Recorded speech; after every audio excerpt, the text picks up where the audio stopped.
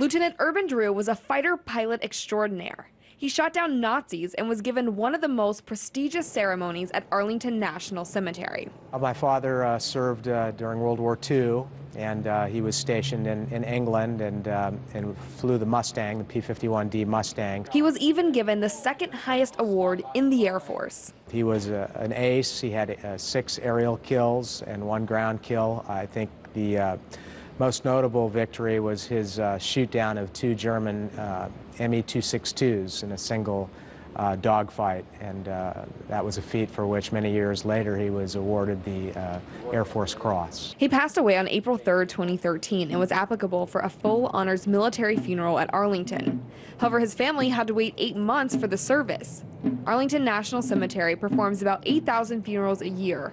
Lieutenant Drew's family said it was well worth the wait. It was a beautiful day. As one of the most decorated World War II pilots, his friends and family felt it was essential to have a flyover. There's no higher salute to a pilot than a flyover from another aviator. Due to budget constraints, the Air Force was not able to provide this service. At this time, the United States Air Force wasn't able to support this flyover from either an active duty Air Force Reserve or Air National Guard resource. However, according to Senator Tom Coburn's waste book, after Congress ordered the Air Force to purchase $432 million worth of cargo planes that had been taken out of service, the Air Force was then allowed to mothball its brand new C-27Js before these aircrafts took a single flight. With World War II vets passing at a rate of almost 600 per day, there's not many left. So Tom recruited a civilian pilot to fly his own airplane into Arlington, a flight-restricted zone. As the owner of a refurbished World War II fighter bomber, Andrew McKenna was able to add something to the ceremony that the Air Force would not have.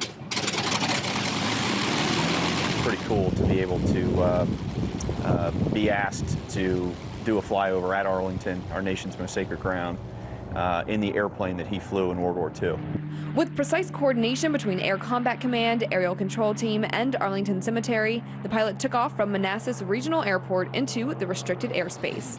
He flew over Arlington just as the caisson, honor guard, and band were assembled. I have to admit, when Andrew flew over in the P-51 Mustang and gave us a wave, that was pretty special. My father, I know, would have appreciated that and would have liked to have done that flight himself.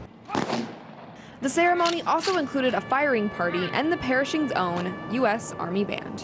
Following the full military honor ceremony, the family was invited back to Manassas Airport to follow up with one more pilot tradition. To be able to honor him in this type of an airplane rather than the one, a modern-day frontline strike fighter, I think makes it a little more impactful. And introduce Lieutenant Drew's grandson to the cockpit. A full military honors funeral at Arlington includes a caisson, an escort platoon, a casket team, a firing party, and a bugler. Fortunately for Lieutenant Drew, his funeral also included a flyover of a P-51 Mustang. In Arlington, Virginia, Perry Ann Boring, RT.